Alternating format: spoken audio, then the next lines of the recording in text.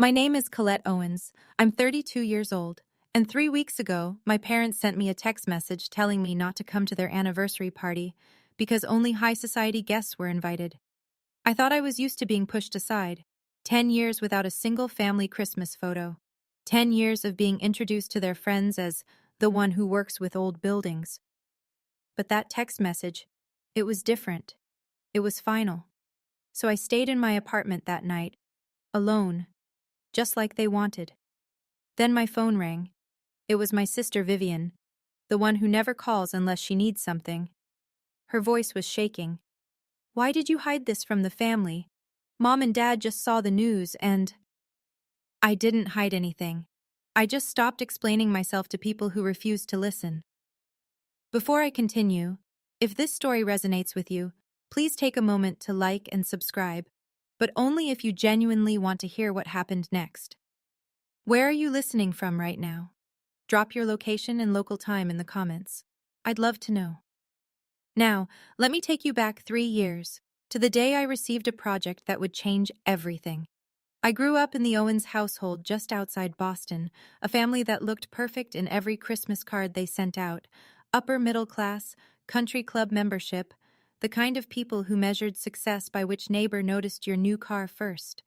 My older sister Vivian was the pretty one, the social one, the daughter who married Bradley Hartley from Goldman Sachs and moved into a 6-bedroom colonial in Wellesley.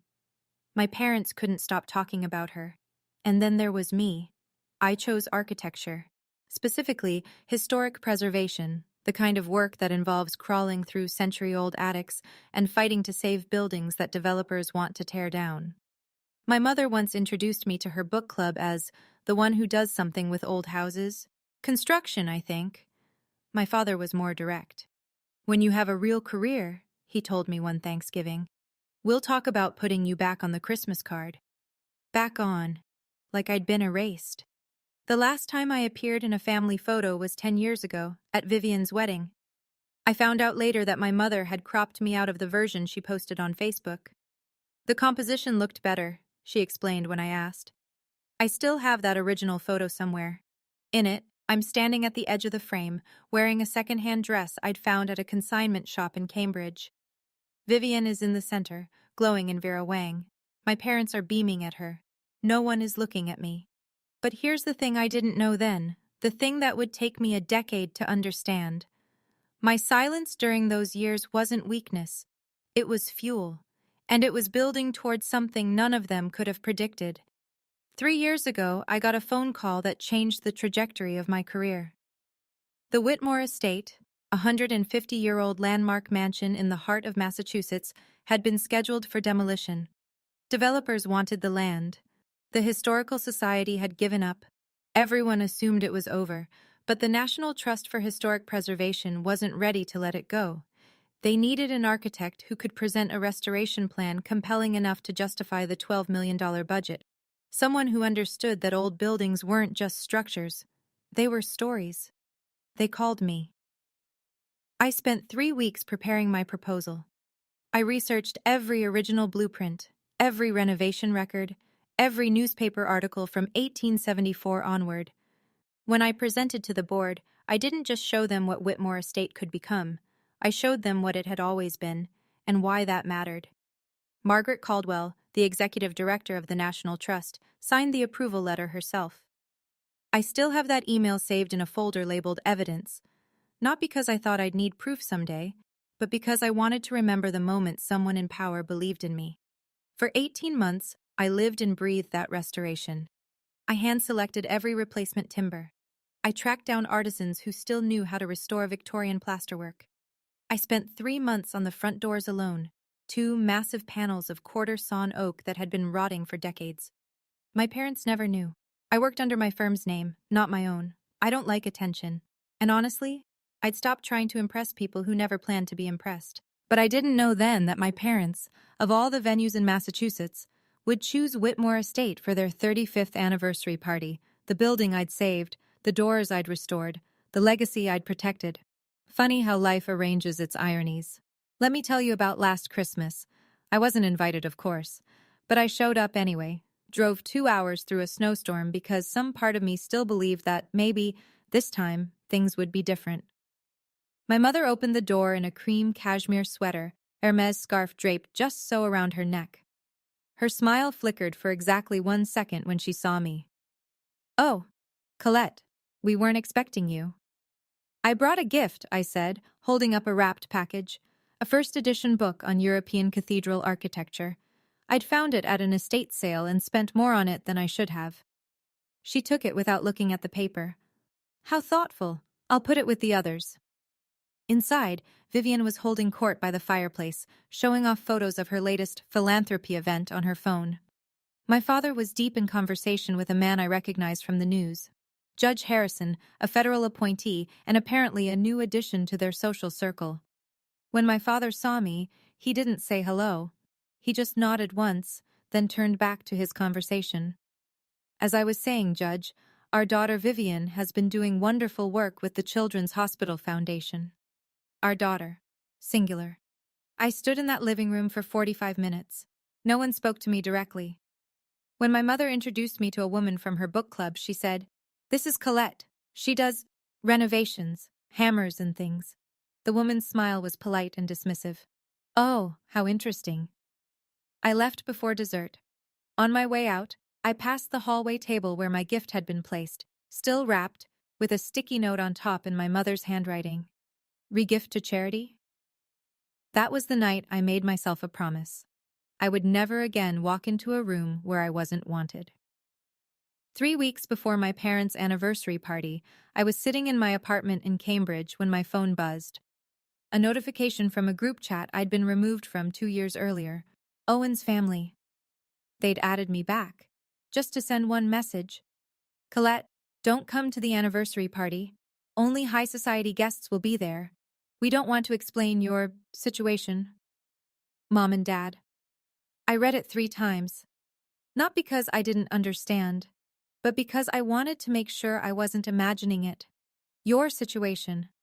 Like I was a problem to be managed, an inconvenience to be hidden. I didn't reply. Some messages don't deserve the energy of a response. But here's what my parents didn't know. That same afternoon, a different envelope arrived in my mailbox. Heavy cream stock, the American Institute of Architects seal embossed in gold. I opened it with shaking hands. "Dear Ms. Owens, on behalf of the AIA Gold Medal Selection Committee, we are pleased to inform you that you have been nominated for the 2024 Gold Medal in the Emerging Voice category. Your restoration work on Whitmore Estate has been cited as a defining example of preservation excellence." The Gold Medal. Architecture's highest honor. The same award given to Frank Lloyd Wright, I.M.P., Frank Gehry.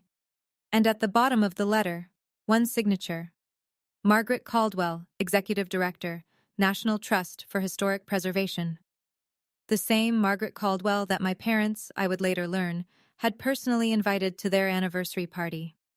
The woman they wanted to impress for her charity board connections. My mentor. I set the letter down next to my phone. The text message from my mother glowed on the screen beside it. 2 letters. One telling me I wasn't worthy, one telling me I was exceptional. Both arrived on the same day. 1 week before the party, Vivian called. This was unusual.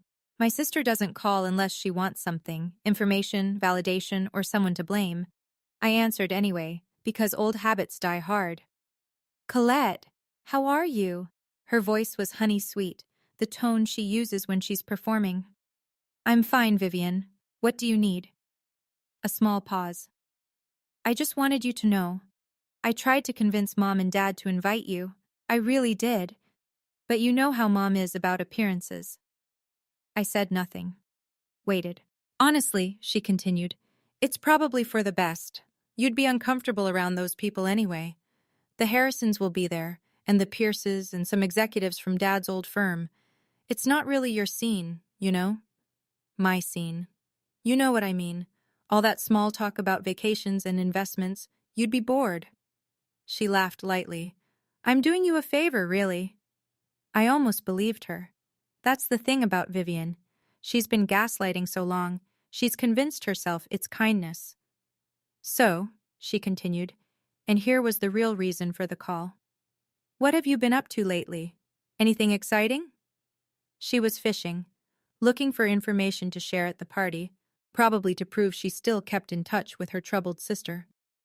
"Nothing much," I said. "Just work." "Still doing the old building thing?" "Still doing the old building thing." "Well," I could hear her disappointment. No gossip to harvest. "Take care of yourself, okay? And don't take the party thing personally. It's really not about you." But it was about me. It was always about me. Specifically, about making sure I stayed invisible. I found out later that Vivian hadn't advocated for my invitation at all. She was the one who'd suggested to our mother, "She's always so awkward at these things. It'll be easier for everyone if she just doesn't come." My father called 3 days later. This was even more unusual than Vivian. Richard Owens doesn't make phone calls, he issues summons. The fact that he was reaching out directly meant he wanted to make sure the message was clear. "Colette." His voice was the same one he'd used my entire childhood, clipped, efficient, like he was closing a deal. "I understand you received the message about the anniversary." "I did." "Good. Your mother and I have discussed it. The guest list is final." I waited for him to say something else. An explanation, maybe, even a thin justification. Instead, "Judge Harrison will be there, several partners from my old firm, important people." "I understand, Dad." "Do you?" He sighed, and I heard years of disappointment in that sound. "If you'd made different career choices, we wouldn't be having this conversation. I've always said that. A woman with your intelligence could have done anything: law, medicine, finance. Instead, you chose to play with old buildings." Play. Like my 18-month restoration of a historical landmark was a hobby. "The guest list is final," I repeated. "You said that." "I'm glad we understand each other." He was about to hang up when he added, almost as an afterthought, "Some woman from the National Trust is coming, Margaret something. Your mother wants to get on her charity board, so it's important everything goes smoothly. No distractions." Margaret Caldwell. The woman who'd mentored me through the most important project of my career. The woman whose signature was on my AIA nomination letter. My father was hoping to impress my own mentor at a party in a building I had restored, while keeping me hidden like a family embarrassment. "No distractions," I said. "Got it." I hung up before he could hear me laugh. 2 days before the party, I received a text from Aunt Patricia, my father's sister, a woman I saw maybe once a year at obligatory family gatherings. "Colette, honey, your mother told me about the party situation. I just wanted to check in. She mentioned you've been struggling with some mental health issues? Is everything okay?" I stared at the message for a long time. Mental health issues. My mother hadn't just excluded me from the guest list. She'd created a cover story, a reason for my absence that made her look compassionate and me look broken. I went to Facebook. I shouldn't have, but I did. There it was, buried in the comments of a post from one of my mother's friends. "Diane, so sorry to hear about your younger daughter. Mental illness is so tough on families. You're handling it with such grace." My mother had liked the comment. I scrolled further, found another. "Sending prayers for Colette. Diane has been so strong through all of this."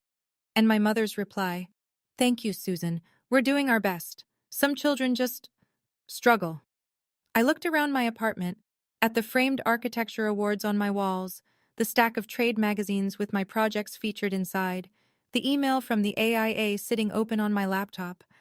I was sitting in the office of a woman who had just been nominated for the highest honor in her profession, and my mother was telling people I couldn't function. Here's the thing about lies: they need maintenance. They need to be fed and watered and repeated until everyone forgets they started as fiction. My mother had built an entire mythology around her troubled second daughter, and she'd been cultivating it for years. But mythologies have a weakness. They collapse the moment reality walks through the door. The night before the party, I called Margaret Caldwell. Not to complain, I've never been good at that, but to confirm the timeline for the AIA announcement. I knew the nomination would be made public soon. I just didn't know exactly when. "Colette," Margaret's voice was warm, the way it always was. "I was hoping you'd call. The committee has finalized everything. The announcement goes live tomorrow evening. Tomorrow, the same day as my parents' party. That's wonderful, I said, and meant it. There's something else. I could hear the smile in her voice. The National Trust Board has approved a new grant, $500,000 for the governor's mansion restoration, and we want you to lead it. I had to sit down. Margaret, I don't know what to say. Say yes, you've earned this. She paused. Will your family be celebrating with you tomorrow? I imagine they must be incredibly proud. The silence stretched a beat too long. They have other plans, I said finally. Ah. Something shifted in her tone. Not pity exactly, but understanding. Actually, speaking of plans, I'll be attending a party tomorrow myself, some event at Whitmore Estate. I'm quite looking forward to seeing the building again. My heart stopped. An anniversary party? I asked, though I already knew. Yes, I believe so. The Owens family, if I'm not mistaken. Do you know them? I nearly laughed. You could say that. Small world, Margaret said cheerfully. Well, if you find yourself free tomorrow evening, you know where to find me. I'd love to toast your nomination in person. I thanked her and hung up. Margaret would be at my parents' party, in my building, surrounded by people who'd been told I was mentally ill. And the announcement that would prove them all wrong was scheduled to go live at 7:30 p.m. Let me pause here for a moment. If you've ever been treated by your own family like you didn't exist, but you're still standing, still building, still moving forward, I see you. Type "still standing" in the comments. And if you want to know what happened when the truth finally came out at that party, make sure you're subscribed. You don't want to miss what comes next. Now, back to the story. The morning of the party, I woke up alone in my Cambridge apartment. Sunlight came through the windows at that golden angle that makes everything look softer than it is. I made coffee the way I always do, French press, dark roast, no sugar, and sat at my kitchen table surrounded by the things that made this space mine. Architecture books stacked on every surface, dried lavender in a mason jar on the windowsill, a framed print of the Whitmore Estate blueprints above my desk. My apartment is small, 800 square feet, maybe. Nothing impressive by my parents' standards. But everything in it I'd chosen. Everything in it I'd earned. I opened my laptop to work on some project notes, determined to treat this day like any other. But then Instagram's algorithm betrayed me. Vivian's story appeared at the top of my feed. A video of her in the back of a black car, champagne flute in hand, getting her hair touched up at some salon that probably charged more per hour than my monthly utilities. The caption, "Getting ready for the big night." I kept scrolling. Shouldn't have, but I did. Another story, the front facade of Whitmore Estate, decorated with white flowers and twinkling lights for the evening. She'd filmed it from the car window as they pulled up for setup. And there, in the corner of the frame, I saw them. The oak doors. My doors. The ones I'd spent 3 months restoring, sourcing replacement hardware from a specialty shop in Vermont, hand-sanding every panel until the grain emerged like it had been waiting a century to be seen again. Vivian didn't know. None of them knew. They were about to throw a party in a building full of my fingerprints, and they'd told me I wasn't welcome to attend. I closed Instagram and went back to my coffee. I didn't witness what happened next directly, but I heard about it later. From Margaret, from Aunt Patricia, from the fragments my family let slip in the aftermath. So let me tell you what I pieced together. The party began at 6 o'clock. 150 guests arrived in a procession of German luxury sedans and hired town cars. Black tie, the women in gowns that cost more than my first car, the men in tuxedos tailored on Newbury Street. The string quartet played Vivaldi as servers in white gloves circulated with champagne. Krug, according to Vivian's Instagram story, $300 a bottle. My mother stood at the entrance in a burgundy Valentino gown, diamonds at her ears, greeting every guest like she was hosting the Met Gala. My father worked the room with the energy of a man who'd been rehearsing his small talk for weeks. "The venue is spectacular, Diane," one guest reportedly said as she walked through the restored grand foyer. "Who did the renovation?" My mother waved a hand. "Oh, some firm or another. The event coordinator handled all that. But isn't it perfect? I just knew this was the place when I saw it. Perfect. A building she never bothered to research. A restoration she didn't know was mine. Vivian floated through the crowd in Oscar de la Renta, her husband Bradley trailing behind her like a well-dressed accessory. She posed for photos beside the marble fireplace, beneath the restored chandelier, against the hand-painted wallpaper I'd fought to preserve when everyone else wanted to tear it out. The centerpieces on every table were white hydrangeas in crystal vases, flanked by diptyque candles. "Mom's taste is impeccable," Vivian captioned her latest story. And somewhere across town, I sat in my small apartment, watching it all unfold on a 6-inch screen. Margaret Caldwell arrived at 7 o'clock. She came without fanfare, no entourage, no announcement. But the room noticed anyway. Margaret has that quality. She doesn't demand attention, she simply carries it with her. Understated elegance. A navy dress, simple pearls, the kind of presence that comes from decades of being the most knowledgeable person in any room about any building she stands in. My mother spotted her immediately. "Mrs. Caldwell?" Diane crossed the foyer with her champagne glass raised, her smile wide enough to accommodate all her ambitions. "What an absolute honor to have you here. I've heard so much about the National Trust's work, truly inspiring." Margaret accepted the greeting with polite neutrality. "Thank you for the invitation. I must say, I have a personal connection to this estate. It's lovely to see it in use." My mother's eyes lit up. An opening for connection, for networking, for whatever board position she'd been angling toward. "Oh, how wonderful. Did you attend events here before the renovation?" "After, actually." Margaret glanced around the room, her gaze lingering on the restored crown molding, the original hardwood floors, the windows I'd fought to preserve. "I was quite involved with the restoration project, worked closely with the lead architect." My mother nodded along, clearly not listening, already calculating her next move.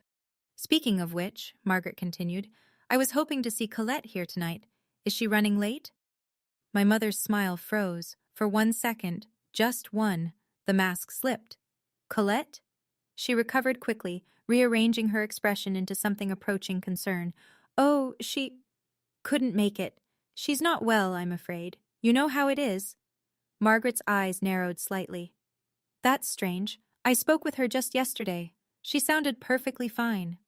My mother had no response for that. The first crack had appeared. At 7:30 p.m., the American Institute of Architects published their announcement. The AIA Gold Medal nominations appeared on their website, their social media accounts, and in a press release sent to every major architecture publication in the country. Within minutes, Architectural Digest shared their pre-written feature article. 12 pages of photographs and interviews, months in the making, timed perfectly to the announcement. The headline, "Colette Owens, the woman reshaping America's architectural heritage." I was still in my apartment when I saw it go live. I refreshed the page 3 times to make sure it was real. My photo, my work, my name, all of it, out in the world for anyone to find, including the guests at my parents' party. It started with a local journalist, a woman who covered arts and culture for the Boston Globe and had been invited as a friend of a friend. Her phone buzzed with a news alert. She glanced at the screen, then did a double take. "Did you see this?" she said to the man beside her. "The architect who restored this building just got nominated for the AIA Gold Medal." The man leaned over to look. "Whitmore Estate? This building?" "The very one." She scrolled through the article. "Colette Owens, only 32. They're calling her one of the most important preservation architects of her generation." The name began to circulate, whispered at first, then spoken aloud. Guests pulled out their phones. The Architectural Digest article loaded on screen after screen, and in that article there was a photograph. Me, standing in front of Whitmore Estate's restored entrance, smiling in a way I'd almost forgotten I could. One guest turned to another. "Wait, Owens? Isn't that the host's name?" The question hung in the air like a lit fuse. My mother is very good at managing narratives. She's had decades of practice, curating her image, controlling what people see, burying what they shouldn't. But she couldn't manage this. "Colette Owens?" A woman in emeralds approached my mother with her phone extended. "Diane, is this your daughter?" My mother glanced at the screen, saw my face, saw the headline. and her expression cycled through surprise, then recognition, then something close to panic, all in the space of a heartbeat. "Oh, that must be a different Owens." She laughed, but it came out wrong. Too high, too fast. "Our Colette works in construction, I believe, not architecture. But the article mentions she's from the Boston area, and she has the same last name." "Common name." My mother waved her hand dismissively. "I'm sure it's just a coincidence." But another guest had already Googled my name. "It says here she grew up in Wellesley. Isn't that where you're from?" My father materialized at my mother's side, drawn by the commotion. "What's going on?" "They're saying the architect who restored this building is someone named Colette Owens." My father's face went carefully blank. His boardroom expression, the one he used when deals went sideways. "I'm sure there's been some mistake." But there was no mistake. The Architectural Digest feature was thorough. It mentioned my education, my early projects, and, most damning of all, included a quote from me about my childhood. I learned early that my work would speak louder than words. In my family, I never felt like my voice was heard, so I let the building speak instead. Someone read that quote aloud. The room went quiet. And my mother, for perhaps the first time in her life, had absolutely nothing to say. My phone rang at 7:52 p.m. I was still sitting at my kitchen table, still in my apartment, still alone. The AIA announcement had been live for 22 minutes. I knew what was coming before I even looked at the screen. "Vivian," I answered. "Why did you hide this from the family?" Her voice was shaking, not with concern but with fury barely contained. "Mom and Dad just saw the news and they're completely blindsided. Do you have any idea how embarrassing this is?" "Hello to you too, Vivian." "Don't you dare be sarcastic with me right now. Everyone at this party is asking about you. Everyone. Judge Harrison's wife just cornered Mom asking why you aren't here. Mrs. Caldwell, that National Trust woman, keeps bringing you up. This is supposed to be Mom and Dad's night, and you made it about yourself." I let her words wash over me. In the background, I could hear the party. Music, clinking glasses, and my mother's voice rising with forced brightness. "Yes, of course we knew. We just wanted to keep it private." "I didn't make anything about myself," I said quietly. "I just existed. I worked. I succeeded. And nobody asked." "You did this on purpose." Vivian's composure cracked completely. "You waited until tonight to—" "The AIA decides when announcements go out, not me. You should have told us. You should have warned us." I almost laughed. "Warned you about what? That I'm good at my job? You've had 10 years to ask me a single genuine question about my career. You never did." Silence. Then, muffled, I heard my mother in the background. "We had no idea. She never tells us anything." "I have to go," Vivian said, and hung up. I set down my phone and let the silence settle around me. For the first time, I didn't feel guilty for existing. Back at the party, everything was unraveling. The guests had stopped admiring the decor and started watching my family. It was subtle at first. Glances exchanged, eyebrows raised, but by 8 o'clock, the shift was unmistakable. My parents' anniversary celebration had become something else entirely. Judge Harrison, a man my father had been cultivating for months, walked directly up to him with champagne still in hand. "Richard, your daughter designed this building, and you didn't mention it?" My father's jaw tightened. "It's complicated, Your Honor. Family matters." "Complicated." The judge's tone suggested he didn't find that explanation satisfying. "You told me earlier that you were proud of your family. Seems you left out a rather significant accomplishment." Across the room, Vivian stood by the bar, attempting to maintain her composure while scrolling furiously through her phone. Bradley hovered nearby, his expression unreadable. I would learn later that he'd pulled up the Architectural Digest article himself and read every word. My mother, meanwhile, was attempting to do what she'd always done: control the story. "Of course we're proud of Colette," she said to a cluster of curious guests. Her smile stretched thin. "We've always supported her. We just didn't want to overshadow the party with her news, you understand. But Aunt Patricia was there. Aunt Patricia, who had texted me about my mental health issues just 2 days earlier. Diane, she said slowly, you told me Colette was struggling, that she couldn't function, that's why she wasn't invited tonight. The guest turned to look at my mother. That's not exactly, my mother started, and that article says she led a $12 million restoration project, the building we're standing in right now. My mother's champagne glass trembled slightly. The baccarat crystal caught the light from the chandelier, the same chandelier I had fought to restore instead of replace. No script could save her now. Margaret Caldwell had been watching from across the room. She didn't raise her voice. She didn't have to. Margaret simply stepped toward the center of the grand foyer, set her glass on a passing server's tray, and waited. Conversations quieted. Eyes turned. When you've spent 40 years commanding boardrooms and preservation committees, you learn how to hold a room without demanding anything.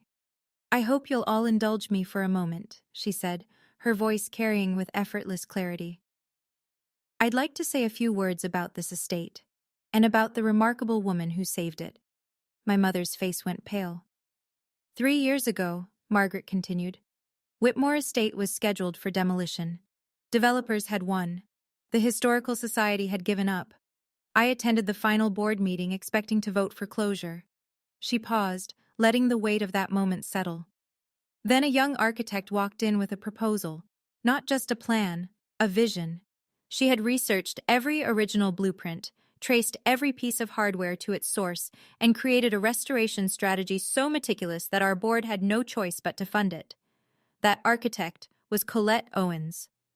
Murmurs rippled through the crowd. My parents stood frozen. For 18 months, Colette worked on this building like it was her own. Every door you walk through tonight, she restored them by hand. The chandeliers, the molding, the windows, all of it brought back from ruin because one woman refused to let history disappear. Margaret reached into her clutch and withdrew an envelope. Creamstock, the AIA seal visible through the paper. Tonight she was nominated for our profession's highest honor, and I had hoped to present this letter to her in person, but I've been told she's not well. Margaret looked directly at my mother. Which is strange, because I spoke with her yesterday, and she sounded perfectly fine. The silence that followed was absolute. 150 people, judges, executives, socialites, old money and new, stood in a room full of my work, staring at my parents, waiting for an explanation that couldn't possibly come. The first question came from a woman in a black Chanel dress. Diane, is your daughter unwell, or did you just not invite her? My mother opened her mouth, closed it. Her hands, perfectly manicured, twisted around the stem of her champagne flute. It's complicated, she finally managed. There are family dynamics. The woman's tone was flat. You told Patricia that Colette has mental health problems. You told your book club she couldn't function, but she just got nominated for the highest award in architecture. More voices joined in, not shouting, this crowd was too well bred for that, but pointed, precise. Diane mentioned her daughter works in construction. Is that what we're calling restoration architecture now? I saw the interview quote, My voice was never heard in my family. That's quite something. And then Aunt Patricia, standing near the back, spoke up. Diane, you specifically told me Colette had a breakdown. You said that was why she couldn't come tonight. I believed you. I sent her a sympathy message. My mother's mask finally cracked. I didn't say, I never meant, she never tells us anything. How were we supposed to know? Know what? Judge Harrison stepped forward, his voice cool. That your daughter is apparently one of the most talented architects in the country? That she restored the very building you chose to host this party in? He shook his head slowly. Richard, you told me you were proud of your family. It seems what you meant was, you're proud of some of your family. My father had no response. The mythology my mother had built for a decade collapsed in 90 seconds. And then someone turned to Vivian. It was a young woman about her age, someone from the country club, I would later learn, part of her social circle. The kind of friend who knows all your secrets because you told her yourself. Wait, the woman said slowly, realization dawning. Vivian, you told me your sister was finding herself. You said she never really launched. That she was basically, how did you put it, the family embarrassment. Vivian's perfectly composed face went rigid. That's not, I didn't mean it like, you said she had mental problems, that your parents didn't talk about her because it was too painful. Another voice joined in. You told me she works at some handyman company, that she dropped out of college. I said she left her graduate program early, Vivian's voice rose defensively. That's technically true. She finished ahead of schedule, but... So she finished early, and then restored a $12 million landmark, and got nominated for the highest honor in architecture. The first woman crossed her arms. That's what you call not launching?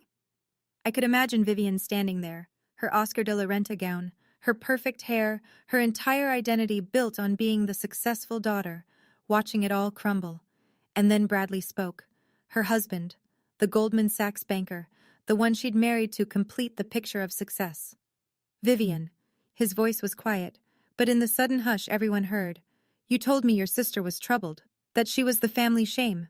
That's why we never see her at holidays. He looked at his wife with something I recognized, the expression of a man realizing he'd been given a carefully edited version of his own family. What else have you not been telling me? Vivian's excuses died on her lips. Some lies can survive anything except the light. If you're thinking, how could things change this fast? I want to tell you something. They didn't. This moment was 10 years in the making. 10 years of silence. 10 years of letting my work pile up in the corner while everyone looked the other way. The truth doesn't need drama to come out. It just needs time. Tell me in the comments. Have you ever had a moment when everyone finally saw what you'd been building all along? Let's continue. After Vivian hung up on me, I sat in my apartment for a long time. The evening light had shifted to that blue-gray that comes before full dark. My phone had buzzed several more times, texts from colleagues who'd seen the announcement, a voicemail from a reporter at the Globe, but I'd ignored them all. I wasn't ready to celebrate, not yet. I walked to the window. From my apartment, I couldn't see much, just the back of another building, a slice of street, the ordinary life of Cambridge going about its evening. But somewhere 45 minutes away, a party was falling apart. I thought about what Margaret had said on the phone the night before. If you find yourself free tomorrow evening, you know where to find me. I thought about the oak doors I'd spent 3 months restoring, the chandeliers, the hand-painted wallpaper. Every corner of that building held a piece of my attention, my care, my love. My parents had told me I wasn't welcome there, but that building was mine in every way that mattered. I stood up, walked to my closet, found the dress I'd been saving for some future occasion I could never quite name, a midnight blue wrap dress, simple but elegant. The kind of thing you wear when you want to feel like yourself, only more so. I put on the Cartier tank watch I'd bought myself after my first major project. It had cost more than I could afford at the time. But I'd wanted something to mark the moment when I'd proven, to myself at least, that I was good at what I did. No one in my family had ever seen it. I picked up my keys. I wasn't going there to make a scene. I wasn't going there for revenge. I was going because that building was mine, and I deserved to stand in it. The drive took 45 minutes. I took the back roads, the ones that wind through old Massachusetts towns where the trees arch over the pavement like cathedral ceilings. I wasn't in a hurry. I'd spent 10 years being patient. Another hour wouldn't change anything. When I turned onto the estate's drive, my breath caught. Whitmore Estate was lit up like a memory come to life. Every window glowed. White lights wrapped the entrance columns. The gardens I'd helped preserve were filled with guests in evening wear, their silhouettes moving against the golden light spilling from inside. I parked at the far end of the lot and walked toward the entrance. The oak doors, my doors, were propped open, welcoming guests into the restored grand foyer. I paused for a moment at the threshold, running my fingers along the wood grain I knew by heart. 3 months of work, 2 coats of hand-rubbed oil finish, hardware sourced from a specialty shop in Vermont that had to special order the hinges from Germany. I'd stood in this doorway 100 times during the restoration, but never like this. Never in a dress, never with my heart pounding, never walking toward the family that had told me to stay away. I stepped inside. The foyer opened up around me. The marble floor, the restored chandelier throwing prismatic light across the ceiling, the sweeping staircase I'd fought to save when everyone else wanted to modernize. Every surface held my fingerprints, my decisions, my vision. And then someone turned. A woman near the bar. Then a man by the fireplace. Then another. And another. That's her. A whisper carried across the room. That's Colette Owens. 150 people fell silent, and I stood in the doorway of the building I'd saved, finally ready to be seen. My mother was standing near the center of the room when she saw me. I watched her face cycle through every emotion she'd spent decades suppressing in public. Shock, then recognition, then fear, then, briefly, something that might have been shame. The champagne glass in her hand tilted at a dangerous angle.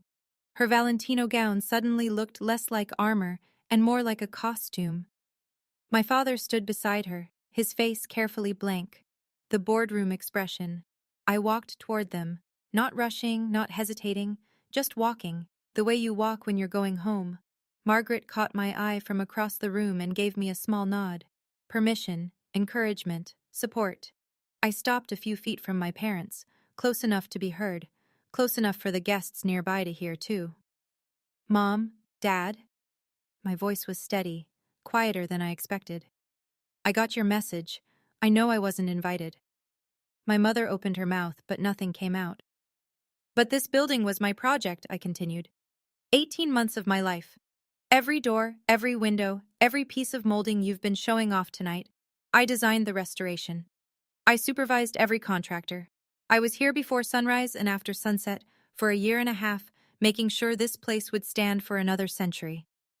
My father finally spoke. Colette, this isn't the time or place for what, Dad?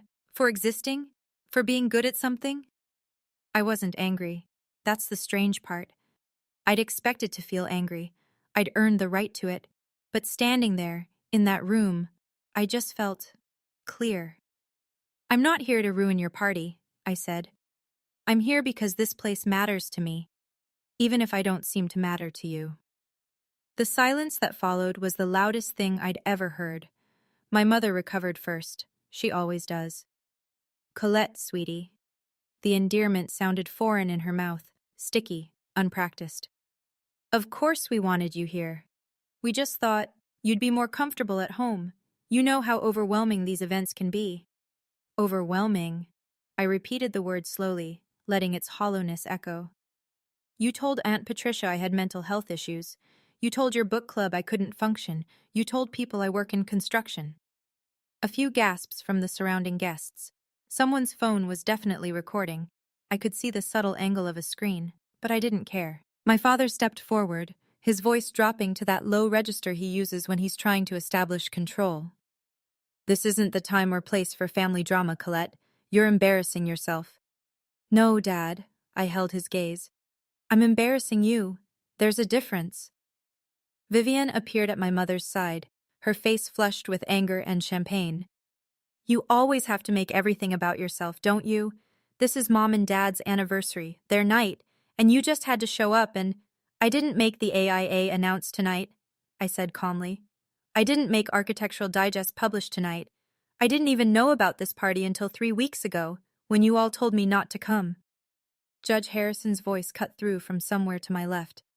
Actually, I think the drama started when you invited guests to a building your own daughter restored, and then told everyone she was too mentally unwell to attend. My mother's face crumpled for just a second, just long enough for everyone to see. I never said, she was stammering now, the polished socialite gone, replaced by someone who had finally run out of narratives. But I was done listening to her explanations. Margaret Caldwell stepped forward. She moved through the crowd with the quiet authority of someone who has spent her entire career protecting things that matter.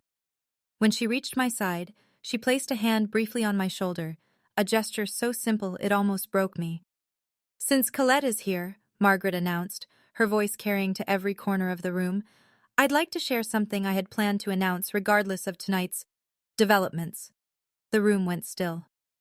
The National Trust for Historic Preservation has approved a new grant in the amount of $500,000 for the restoration of the governor's mansion in Boston.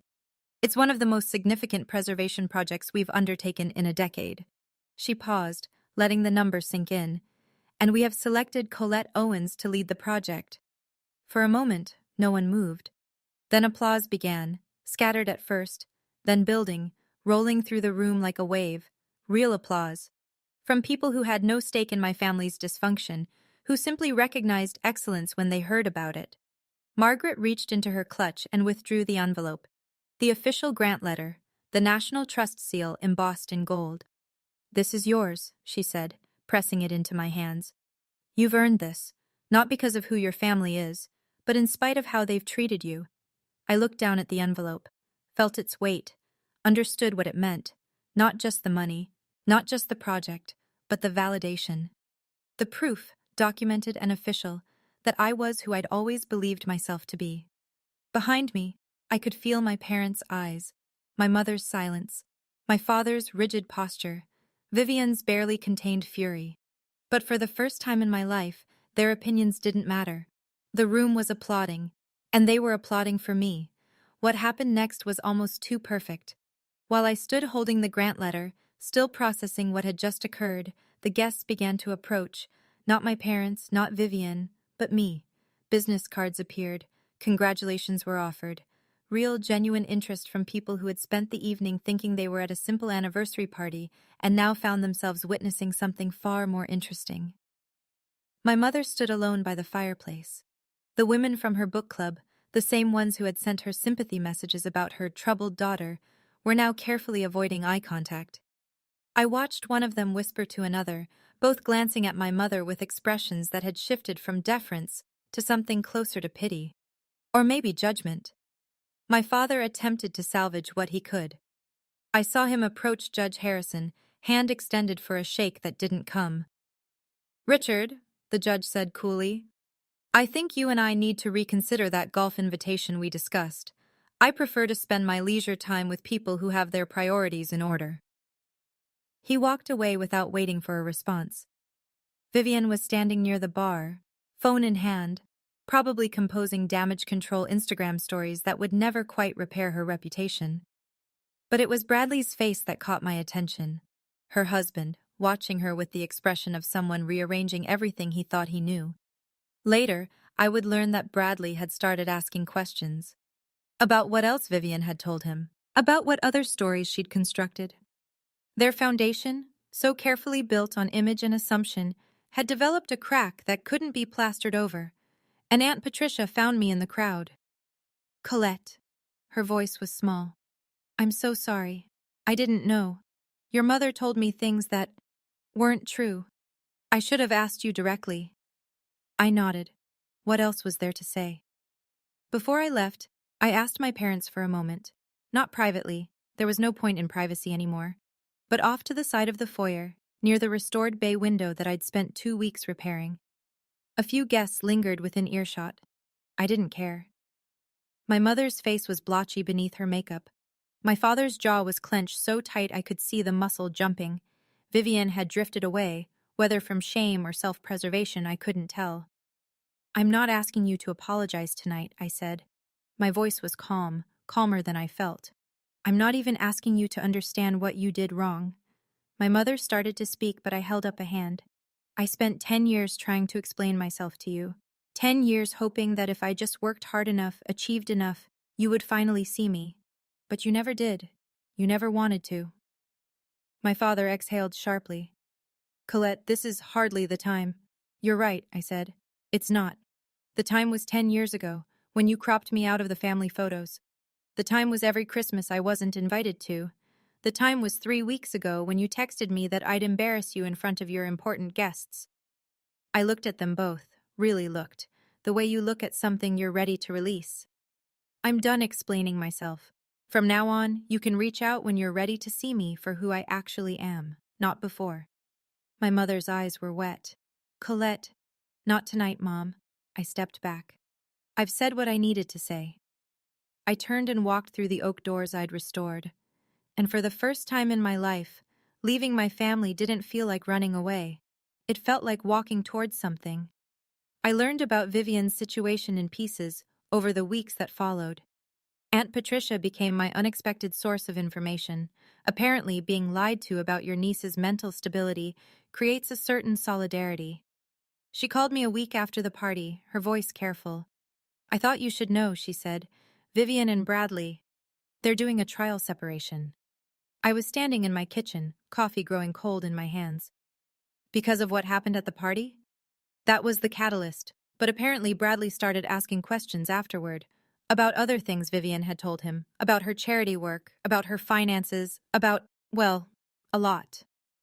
I thought about my sister's Instagram, the carefully curated photos, the filtered life, the image she'd constructed so meticulously, a house of cards. He realized she'd been editing the truth for years, Aunt Patricia continued. Not just about you, about everything. I didn't feel satisfied hearing this. I didn't feel vindicated. I just felt tired. Sad, maybe, for the sister I might have had if she hadn't spent so long trying to be the only one worth seeing. A few days later, Vivian sent me a text message. 4 words. "You ruined my life." I looked at it for a long time. Then I deleted it without responding. I didn't ruin her life. I just stopped being the convenient explanation for her own unhappiness. Without a scapegoat, without a troubled sister to point to, all her carefully constructed stories had nothing to hide behind.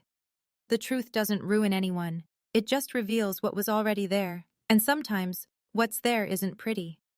3 months after the party, I received a text message from my father. I almost deleted it unread. We hadn't spoken since that night. Not a word, not an email, nothing. I'd been at peace with that silence. I'd learned that some relationships aren't meant to be repaired. They're meant to be released. But something made me open it. "Colette, I've been thinking. I'd like to see the governor's mansion project when it's done, if you're okay with that." Dad. I read it 3 times. It wasn't an apology. It wasn't an acknowledgement of everything that had happened. The years of dismissal, the lies, the text message telling me I'd embarrass them. It was just an ask. A small door cracked open. I didn't respond right away. I let it sit for a week, turning it over in my mind like a stone I'd found on a beach. Then I wrote back, "Okay, when it's done, I'll let you know." It wasn't forgiveness. Not yet. Maybe not ever. I haven't decided. But it was a possibility. A chance for something different if he was willing to do the work. My mother hasn't contacted me at all. According to Aunt Patricia, she's still in denial, still telling people that the party incident was a misunderstanding, still insisting she's done nothing wrong. Some people can't admit their mistakes without their entire identity collapsing. I don't know if she'll ever be ready. I'm not waiting to find out. What I've learned is this. Forgiveness isn't about them deserving it. It's about me not carrying the weight anymore. But forgiveness doesn't mean forgetting, and it definitely doesn't mean going back to the way things were. Some doors can be opened again. Others stay closed for a reason. I'm standing outside the governor's mansion now. It's a gray morning, late winter, the kind of cold that makes your breath visible and your fingers stiff. The building rises in front of me. 3 stories of federal architecture, brick and limestone, windows that have watched over Boston for 200 years. It needs work. A lot of work. The foundation has cracks. The roof needs replacing. There's water damage in the east wing that will take months to address. I can't wait to get started. I think about the girl I was 10 years ago, the one standing at the edge of her sister's wedding photo, wearing a second-hand dress, wondering why she never quite fit.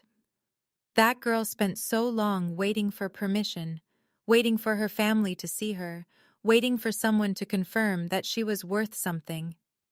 I don't wait anymore. The Cartier tank watch on my wrist catches the morning light. I bought it myself, with money I earned, for work I did well. No one in my family gave it to me. No one in my family even knows its value. But I do. A reporter from the Globe called yesterday, wanting to do a follow-up interview. "Ms. Owens," she asked, "what advice would you give to young architects just starting out?" I thought about it for a long time. "Build something that lasts," I finally said. "And don't wait for permission from people who never plan to give it." She wrote it down. I wonder if she understood what I really meant. I spent 10 years proving myself to people who didn't want proof. They wanted me to stay small, stay invisible, stay in the box they'd built for me. But buildings aren't the only things that can be restored. Sometimes, the most important renovation is the one you do on yourself. So that's my story. No magic wills, no secret inheritances, no dramatic courtroom reveals, just 10 years of work, a few official documents, and the slow, patient accumulation of truth. My parents texted me 3 weeks before their party and told me not to come. They said only high society guests were invited. They said I'd embarrass them. And then the news anchor said my name on the same night they were trying to erase it. I don't know if that's karma or coincidence. I don't know if the universe arranges these things, or if we just notice the patterns that fit the stories we need to tell. What I do know is this: I stopped waiting for my family to see me. And somehow, that's when everyone else did. If you're listening to this and you're in the middle of your own 10 years, if you're working in silence, building in the dark, waiting for someone to notice what you've done, I want you to hear this. Keep going. The people who dismiss you might never change. Your family might never understand. The recognition you deserve might come late or not at all, or in ways you never expected. But your worth isn't determined by whether they see it. Your worth is determined by you. Build something that matters. Let your work speak. And when the time comes, when the doors finally open, walk through them with your head held high. You don't need anyone's invitation to stand in the rooms you've built. Thank you for staying with me until the end of this story. If it resonated with you, drop a comment. I read every one. And if you want to hear more stories like this, there's another one waiting for you in the description. Until next time. Colette. Thank you for being here with me until the very end. If this story touched something in you, let me know in the comments. I genuinely read every single one. Don't forget to like this video, subscribe to the channel, and hit the notification bell if you want more stories like this. There's another story waiting for you right now. Check the description for the link. I'll see you in the next one.